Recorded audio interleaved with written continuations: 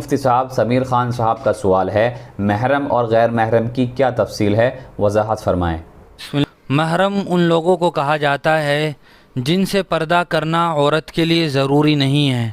مثال کے طور پر شوہر، باپ، ماموں، چچا، داماد، سسر، اسی طرح بھائی، بیٹا، پوتا، نواسا، بھانجا، بھتیجا، اور شوہر کی وہ اولاد یعنی وہ لڑکا جو پہلی بیوی سے ہو، ان سے عورت کے لیے پردہ ضروری نہیں ہے۔ اور غیر محرم ان لوگوں کو کہا جاتا ہے جن سے پردہ کرنا عورت کے لیے ضروری ہے۔